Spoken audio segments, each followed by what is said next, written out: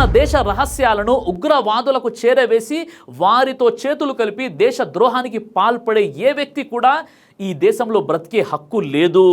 అలాంటి వారిని నడి రోడ్డుపై ఉరితీయాలి. వారు ఏ మతం వారైనా సరే, వారు ఏ కులం వారైనా సరే. మన తెలుగు రాష్ట్రాల్లో భయాందోళనను సృష్టించింది ఉగ్రవాదుల అరెస్ట్. ఇదే ఓ షాకింగ్ విషయం అనుకుంటే ఇప్పుడు వీరిని విచారిస్తే వణుకు పుట్టించే విషయాలు వెలుగులోకి వస్తున్నాయి. వీరి అరెస్టింగ్ కాస్త లేట్ అయితే మరిన్ని దారుణాలు జరగడం ఖాయంగా కనిపిస్తుంది. ఇంతకీ ఈ సిరాజ్ ఎవరు? విజయనగరానికి చెందినటువంటి షేక్ సిరాజ్ మెకానికల్ ఇంజనీరింగ్ పూర్తి చేశాడు. సిరాజ్ తండ్రి విజయనగరంలోని రూరల్ స్టేషన్లో ఏఎస్ఐ, తమ్ముడు ఎన్డీఎఫ్ కానిస్టేబుల్గా వర్క్ చేస్తున్నాడు. 2017లో సిరాజ్ మెకానికల్ ఇంజనీరింగ్ పూర్తి చేశాడు. ఎస్ఐ సెలక్షన్ కోసం హైదరాబాద్లో శిక్షణ కోసం వచ్చాడు. 2 సార్లు ఎస్ఐ కోసం ప్రయత్నం చేశాడు, కానీ సెలెక్ట్ కాలేదు. ప్రస్తుతం నిరుద్యోగి అయినటువంటి సిరాజ్ గ్రూప్ 1 కోసం శిక్షణ తీసుకుని 2 సార్లు ప్రయత్నం చేసినప్పటికీ సెలెక్ట్ అవ్వలేదు. 2024 ఆగస్టు, సెప్టెంబర్, అక్టోబర్ నెలల్లో 108లో టెలికాలర్గా పనిచేశాడు. ఈ క్రమంలో హైదరాబాద్లో బోయాగూడకు చెందినటువంటి సయ్యద్ సమీర్తో పరిచయం ఏర్పడింది. సమీర్ ద్వారా వరంగల్కు చెందినటువంటి ఫర్హాన్ మొయిద్దీన్, అలాగే ఉత్తరప్రదేశ్కు చెందినటువంటి బాదర్తో పరిచయాలు ఏర్పడ్డాయి. సామాజిక మాధ్యమాల్లో ముస్లింలకు జరుగుతున్నటువంటి అన్యాయాలపై వీళ్ళు పరస్పరం చర్చించుకునేవారు. వీళ్ళంతా సౌదీలో ఉంటున్నటువంటి అబూ ముసబ్ సూచనల మేరకు సిగ్నల్ యాప్లో తరచు మాట్లాడుకునేవారు. రసాయన పదార్థాలు ఉపయోగించి ఐఈడీలు తయారు చేయాలని నిర్ణయించుకున్నారు. ఇందులో భాగంగా సిరాజ్ అమెజాన్ నుంచి అమ్మోనియా నైట్రేట్, సల్ఫర్ అల్యూమినియం పౌడర్ను తెప్పించాడు. ఆన్లైన్లో బాంబులు ఎలా తయారు చేయాలనే దానిపై కొన్ని వీడియోలను చూసి వాటి ద్వారా కొన్ని బాంబులను తయారు చేసి ఆ విధంగా తయారు చేసినటువంటి బాంబులను ఈ నెల 21, 22వ తేదీల్లో విజయనగరం రంపచోడవరంలోని నిర్మానుష్యంగా ఉండే అటవీ ప్రాంతాల్లో పేల్చి వాటిని పరీక్షించాలని స్కెచ్ వేశారు. టిఫిన్ బాక్స్ బాంబులను ఈజీగా ఒక ప్రాంతం నుంచి మరో ప్రాంతానికి తీసుకుపోయే అవకాశం ఉంటుందని వాటిని తయారు చేయాలని ప్లాన్ చేశారు. రిహార్సల్ సక్సెస్ కాగానే పైనుండి వచ్చే ఆదేశాలతో సిరాజ్ గ్రూపులోని మిగతా 4 బాంబులు పెట్టే ప్రాంతాలను ఎంపిక చేస్తారు. ఇందుకు సిరాజ్కు భారీ మొత్తంలో డబ్బు ముట్టినట్లు పోలీసుల విచారణలో తేలింది. దాదాపు 40 లక్షల రూపాయలు అతని అకౌంట్లో ఉన్నాయని తెలిసింది. ఒక జాబ్స్ కోసం ప్రిపేర్ అయ్యే వ్యక్తి అకౌంట్లో అంత అమౌంట్ ఎక్కడి నుండి వస్తుందనే డౌట్స్ ఇప్పుడు క్రియేట్ అవుతున్నాయి. తెలంగాణ మరియు ఆంధ్ర పోలీసులు జాయింట్ ఆపరేషన్ ద్వారా వీరి ప్లాన్ అంతా కూడా భగ్నం చేశారు. విజయనగరం పోలీసులు సిరాజ్ ఇంటిపై దాడి చేసి పేలుడు రసాయనాలను స్వాధీనం చేసుకున్నారు. హైదరాబాద్ పోలీసులు సికింద్రాబాద్లో సమీర్ని అదుపులోకి తీసుకుని ట్రాన్సిట్ వారెంట్పై విజయనగరం తీసుకెళ్లారు. ఉగ్రవాద అంశాలతో ముడిపడి ఉన్న కేసు కావడంతో జాతీయ దర్యాప్తు సంస్థ ఎన్ఐఏ ఈ అంశాలపై దృష్టి పెట్టింది. ప్రస్తుతం విజయనగరం 2 టౌన్ పోలీసులు ఈ కేసును దర్యాప్తు చేస్తున్నారు. అయితే సౌదీ అరేబియా నుంచి యువకులను ఉగ్రకుట్ర దిశగా ప్రేరేపితం చేసిన హ్యాండ్లర్ ఎవరనేది ఇప్పటి వరకు బయటకు రాలేదు. అలాగే విజయనగరం పరిసరాల్లో పేలుళ్లకు రిహార్సల్ చేయాలని మాత్రమే హ్యాండ్లర్ ఆదేశించినట్లు ప్రాథమికంగా తెలిసింది. ఒకవేళ రిహార్సల్స్ విజయవంతమైతే ఎక్కడెక్కడ పేలుళ్లు జరపాలని హ్యాండ్లర్ కుట్ర పన్నారనే విషయం ఇప్పుడు తేలాల్సి ఉంది. ఈ విషయానికి సంబంధించి ఎన్ఐఏ ఈ కేసు దర్యాప్తు చేస్తుంది. ఈ విధంగా కౌంటర్ ఇంటెలిజెన్స్ పోలీసులు ఇచ్చినటువంటి సమాచారంతో మే 16న విజయనగరం పట్టణం రాజానగర్ వద్ద విజయనగరానికి చెందినటువంటి షేక్ సిరాజ్ మరియు హైదరాబాద్కు చెందినటువంటి సమీర్ను పోలీసులు అరెస్టు చేసి ఆ ఇద్దరిని స్థానిక కోర్టులో హాజరుపరిచారు. కోర్టు వారికి 2 వారాల పాటు జ్యుడిషియల్ కస్టడీని విధించింది. ఉగ్రవాద చర్యలకు కుట్ర పన్నడం మరియు ప్రజాశాంతికి హాని కలిగించడం వంటి నేరాల కింద భారతీయ న్యాయ సంహిత బిఎన్ఎస్లోని వివిధ సెక్షన్ల కింద వారిపై కేసు నమోదు చేశారు. ప్రస్తుతం ఈ వ్యవహారంపై దర్యాప్తు చేసేందుకు జాతీయ దర్యాప్తు సంస్థ ఎన్ఐఏ కూడా రంగంలోకి దిగింది.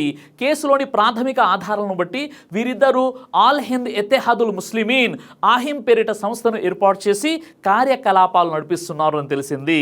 విజ్జి స్టేడియానికి వెళ్లే రోడ్డులోని రాజానగర్ వద్ద పేలుడు పదార్థాలు, ఇతర సామాగ్రి ఉన్న బ్యాగ్తో బైక్ పై సిరాజ్ అనుమానాస్పదంగా తిరుగుతుండగా అదుపులోకి తీసుకున్నారు. అతని వద్ద నుంచి sulphur powder, twinkle star packet, PVC gum, blade, HDPE పైపులను అతని దగ్గర నుంచి స్వాధీనం చేసుకున్నట్లు పోలీసులు చెప్పారు. హైదరాబాద్కు చెందిన సయ్యద్ సమీర్తో కలిసి భారీ పేలుడు పేలుళ్లు జరపాలని, తద్వారా ప్రజల్లో భయం పుట్టించాలని అనుకున్నానని విచారణలో సిరాజ్ చెప్పినట్లు విజయనగరం పోలీసులు చెప్పారు. సిరాజ్ చెప్పిన వివరాలతో హైదరాబాద్లోని బోయాగూడకు చెందినటువంటి లిఫ్ట్ ఆపరేటర్ సయ్యద్ సమీర్ మే 18న ఇతన్ని తెలంగాణ పోలీసుల సహకారంతో ఏపీ కౌంటర్ ఇంటెలిజెన్సీ పోలీసులు అదుపులోకి తీసుకుని విజయనగరం పంపించారు. కౌంటర్ ఇంటెలిజెన్సీ పోలీసులు అంటే జాతీయ భద్రతా ముప్పులను, ముఖ్యంగా గూఢాచార్యం, ఉగ్రవాద గ్రూపులు లేదా అంతర్గత శత్రువుల చొరబాటుతో కూడిన పోలీసు మరియు నిఘా వ్యవస్థ. వీరు సమీర్ను అరెస్ట్ చేసినప్పుడు కుటుంబ సభ్యులు ఎందుకు తీసుకెళ్తున్నారు, ఏం జరిగిందని అడిగినప్పుడు తీవ్రవాద కార్యకలాపాలకు పాల్పడుతున్నారనే ఆరోపణలపై అతన్ని మేము అరెస్ట్ చేసినట్లు పోలీసులు వారికి సమాచారం ఇచ్చారు. దౌర్భాగ్యకరమైనటువంటి విషయం ఏంటంటే, ఈ దేశంలో పుట్టి, ఈ దేశంలో పెరిగి, ఈ దేశంలో తింటూ, ఈ దేశ వనరులను ఉపయోగించుకుంటూ చివరికి ఈ దేశానికి వెన్నుపోటు పొడిచే ప్రయత్నం చేస్తున్నారు కొంతమంది దుర్మార్గులు. ఇలాంటి చీడ పురుగులను ఎంతో చాకచక్యంతో వారి కుట్రలను భగ్నం చేస్తున్నారు మన భారత నిఘా వ్యవస్థలు. ఇదే కాదు, పాకిస్తాన్ గూఢాచార్య కార్యకలాపాల్లో భాగమైనారనే ఆరోపణలతో పంజాబ్, హర్యానా, ఉత్తరప్రదేశ్ పోలీసులు గత 2 వారాలలో అరెస్ట్ చేసిన వారిలో హర్యానాకు చెందిన యూట్యూబర్, స్థానిక నకిలీ వ్యక్తితో సహా కనీసం 12 మంది ఉన్నారు. నిందితుల్లో యూట్యూబర్ జ్యోతి మల్హోత్రాతో పాటు ఒక ఫ్యాక్టరీ కార్మికుడు, ఒక పోస్ట్ గ్రాడ్యుయేట్ విద్యార్థి కూడా ఉన్నారు. జ్యోతి మల్హోత్రా పాకిస్తాన్ సందర్శించడానికి వీసా కోసం పాకిస్తాన్ హైకమిషన్ వద్దకు వెళ్ళినప్పుడు ఆమె పాకిస్తాన్ అధికారి డానిష్ను సంప్రదించింది. ఆమె పిఐఓలతో సంప్రదింపులు జరిపింది మరియు పాకిస్తాన్కు అనేక సార్లు వెళ్ళింది మరియు చైనాకు ఒకసారి వెళ్ళింది. మొన్న ఆపరేషన్ సింధూర్ సమయంలో జ్యోతి మల్హోత్రా పాకిస్తాన్ అధికారులతో సంప్రదింపులు జరిపినట్లు ఆరోపణలు ఉన్నాయి. ప్రస్తుతం ఆమె పోలీసుల అదుపులో ఉంది. ఆర్థిక లావాదేవీలు మరియు ప్రయాణ వివరాలను పరిశీలిస్తున్నారు. 2వ పర్సన్ గుజాలా, ఈమె డబ్బు కోసం ఢిల్లీలోని పాకిస్తాన్ అధికారులతో భారత సైన్యం కార్యకలాపాల వివరాలను ఇచ్చినట్లు, దానికి ఆమె అంగీకరించినట్లు తెలుస్తుంది. పీటీఐ వార్తా సంస్థ ప్రకారం డానిష్ ఆమెకు పలుసార్లు డబ్బులు పంపించారని పోలీసులు తెలిపారు. పంజాబ్కు చెందిన ఫలక్ షేర్ మసీహ్ మరియు సూరజ్ మసీహ్ ఈ ఇద్దరు అమృత్సర్లోని అజ్ఞాలకు చెందినవారు. వారు సరిహద్దు జిల్లాలోని ఆర్మీ కంటోన్మెంట్ ప్రాంతాలు మరియు వైమానిక స్థావరాల యొక్క సున్నితమైన సమాచారం మరియు ఫోటోలను పాకిస్తాన్ గూఢాచారి సంస్థ ఐఎస్ఐకి అందజేశారని ఆరోపణలు ఉన్నాయి. పంజాబ్లోని గురుదాస్పూర్ కు చెందిన సుఖ్ప్రీత్ సింగ్ మరియు కరణ్బీర్ సింగ్ వారి వద్ద నుండి 3 మొబైల్ ఫోన్లు పోలీసులు స్వాధీనం చేసుకున్నారని పీటీఐ తెలిపింది. ఆపరేషన్ సింధూర్ సమయంలో వీరిద్దరూ పంజాబ్, హిమాచల్ ప్రదేశ్ మరియు జమ్మూ కాశ్మీర్లోని సైనిక కదలికలు మరియు కీలకమైన వ్యూహాత్మక ప్రదేశాల వివరాలను పాకిస్తాన్కు తెలియజేసినట్లు ఆరోపణలు ఉన్నాయి.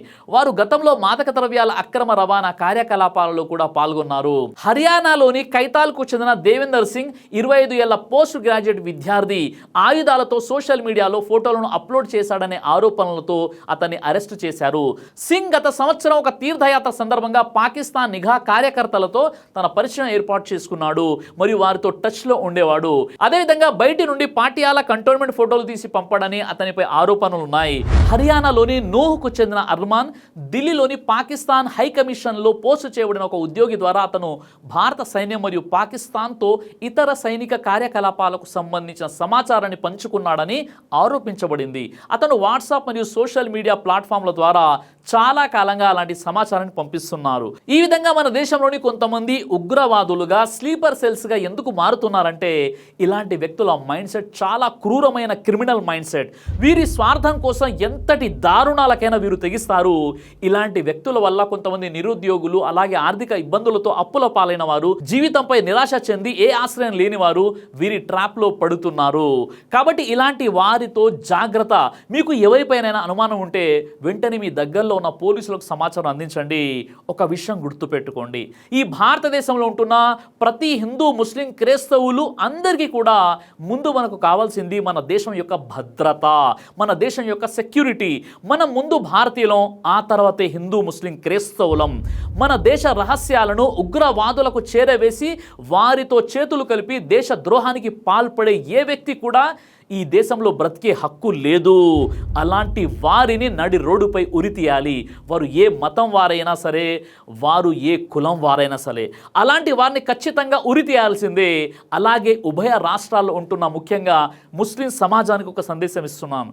అదేంటంటే, మీ పిల్లలు ఎవరితో స్నేహం చేస్తున్నారు, సోషల్ మీడియాలో ఎవరిని ఫాలో అవుతున్నారు, వారి యొక్క కదలికలు ఎలా ఉన్నాయి, మీ పిల్లలు ఎలాంటి వీడియోస్ చూస్తున్నారు, ఎలాంటి వెబ్సైట్స్ని ఉపయోగిస్తున్నారు, ఎవరెవరితో ఫోన్లో మాట్లాడుతున్నారు, అలాగే మీరు ఎలాంటి వ్యక్తులకు ఇల్లు అద్దెకిస్తున్నారు, వారి యొక్క కదలికలు ఎలా ఉన్నాయి, అందులో ఎవరైనా దుర్మార్గులుగా పాకిస్తాన్కి గూఢాచారులుగా స్లీపర్ సెల్స్గా వ్యవహరిస్తున్నారా అనే విషయంపై మీరు ఎంతైనా అప్రమత్తంగా ఉండాలి.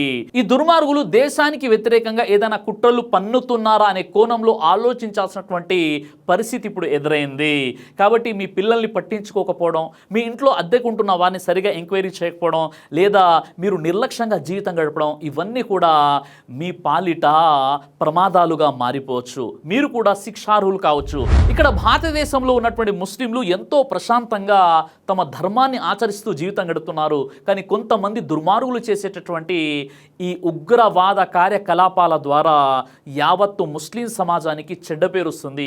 ఒకవేళ నీ సమాజానికి ఏదైనా నష్టం జరిగింది, ద్రోహం జరిగిందని నీకు అనిపిస్తే ఇక్కడ మనకు చట్టాలు ఉన్నాయి, రాజ్యాంగం ఉంది. నువ్వు లీగల్గా ఫైట్ చేయి, నీకు దమ్ముంటే చట్టపరంగా వారికి శిక్ష పడేలా చేయి. అలా కాకుండా ఈ దేశంలో నా మతం వారిపై దాడులు జరుగుతున్నాయి కాబట్టి నేను నా శత్రు దేశంతో చేయి కలుపుతానంటే నీ అంత దుర్మారుడు ఇంకా ఎవడు ఉండబోడు.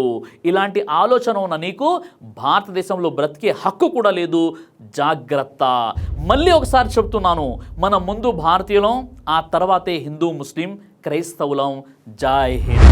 దైవ ప్రవక్త ముహమ్మద్ సల్లల్లాహు అలైహి వసల్లం వారు తెలియజేశారు, కడుపుకు సంబంధించినటువంటి అన్ని రకాల వ్యాధులకు అద్భుతమైనటువంటి ఔషధం తల్బీనా. ఇది దైవ ప్రవక్త వారి సున్నత్, మంచి ఆహారం, ఇమ్యూనిటీ బూస్టర్, ఇందులో షిఫా ఉంది. ఇది మంచి ఔషధంగా కూడా పనిచేస్తుంది. కాబట్టి పిల్లలు అయినా పెద్దలు అయినా ఎవరైనా దీనిని ఉపయోగించవచ్చు. అలాగే ఖురాన్లో దైవం తెలియజేశాడు, తేనెలో మీకు స్వస్థత ఉంది అని. కాబట్టి స్వచ్ఛమైనటువంటి ఫారెస్ట్ హనీ కోసం మీరు సంప్రదించండి. అలాగే పురుషుల కోసం ప్రత్యేకంగా తయారు చేయబడినటువంటి షాహీ హల్వా, ఇది లైంగిక సమస్యలను దూరం చేసి శృంగార సామర్థ్యాన్ని పెంచుతుంది. మీ దాంపత్య జీవితంలో మంచి అనుభూతినిస్తుంది. ఇందులో ఎలాంటి సైడ్ ఎఫెక్ట్స్ లేవు. ఇది కంప్లీట్గా హెర్బల్ ప్రొడక్ట్స్తో తయారు చేయబడినటువంటిది. కాబట్టి స్క్రీన్పై కనిపిస్తున్నటువంటి ఈ నెంబర్స్కి కాల్ చేసి మీరు ఇప్పుడే ఈ ప్రొడక్ట్స్ని ఆర్డర్ చేసుకోవచ్చు. కొరియర్ ఫెసిలిటీ కూడా ఉంది. ఆలస్యం ఎందుకు, వెంటనే ఆర్డర్ చేయండి.